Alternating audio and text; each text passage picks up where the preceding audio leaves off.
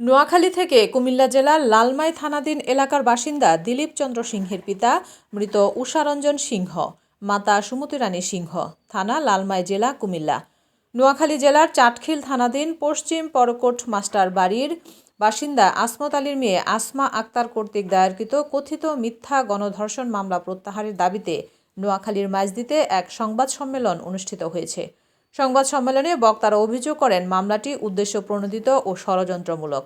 তারা বলেন, নির্দোষ ব্যক্তিকে সামাজিকভাবে হেয় প্রতিপন্ন করা এবং হয়রানির শিকার করতেই এই মামলাটি দায়ের করা হয়েছে। দ্রুত এই বিষয়ে সুষ্ঠু তদন্তের মাধ্যমে প্রকৃত সত্য উদ্ঘাটন এবং মিথ্যা মামলা প্রত্যাহারের জোর দাবি জানান তারা। দিলীপ চন্দ্র সিংহ আরও বলেন, মিথ্যা অভিযোগের কারণে একজন নিরপরাধ মানুষ এবং তার পরিবার চরম ক্ষতির মুখে পড়েছে। তারা প্রশাসনের প্রতি ন্যায় বিচার নিশ্চিত করার আহ্বান জানান।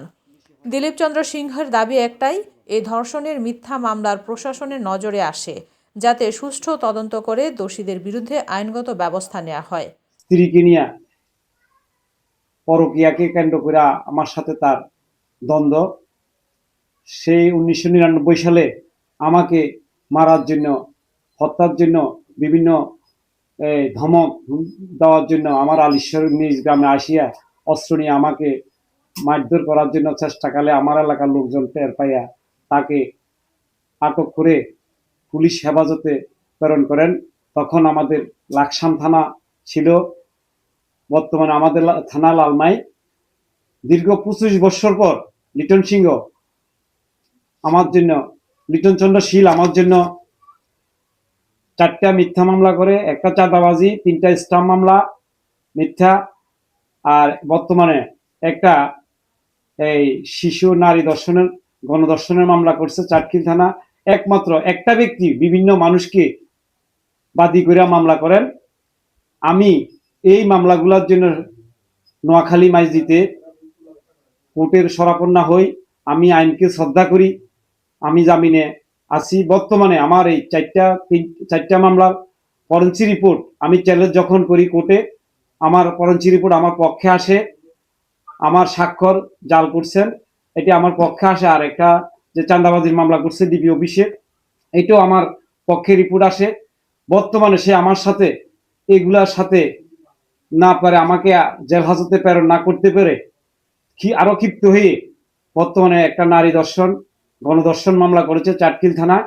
আমি এই তার থেকে মুক্তি পাওয়ার জন্য, এই মামলার থেকে মুক্তি পাওয়ার জন্য উপদেষ্টার নিকট আকুল আবেদন করতেছি। তারপরে আমি বর্তমানে খুব কষ্টে জীবনযাপন করতেছি।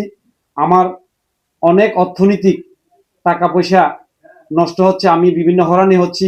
আমি এই লিটন চন্দ্র শীলের উপযুক্ত ন্যায় বিচারের জন্য প্রার্থনা করতেছি। উপদেষ্টা 4টা মামলা করেছে, চাটখিলে একটা মামলা করেছে, 5টা মামলা। এই মামলাগুলা সম্পূর্ণ মিথ্যা বানোয়াট।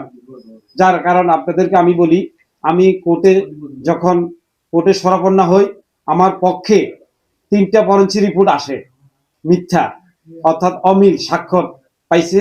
আর একটা চাঁদাবাজির মামলা আমার মোবাইলে করে ডিবি অফিস থেকে তারা দেখছে যে আমি ওই ডেটে চাঁদাবাজির মামলার সময় আমি কুমিল্লাতে ছিলাম। আমি এই মিথ্যা মামলা হরানির জন্য, মিথ্যা মামলাগুলা বা নট মিথ্যা, এটার জন্য আমি আকুল আবেদন করতেছি উপদেষ্টার নিকট। আমার এগুলার থেকে যেন আমি পরিত্রাণ পাই, এটার থেকে যেন আমি মুক্ত পাই, মুক্ত মুক্ত মুক্ত হতে পারি। মোহাম্মদ আরিফ হোসেনের তথ্যচিত্রে জিন্নাতুন নাহার, চ্যানেল 21, নোয়াখালী।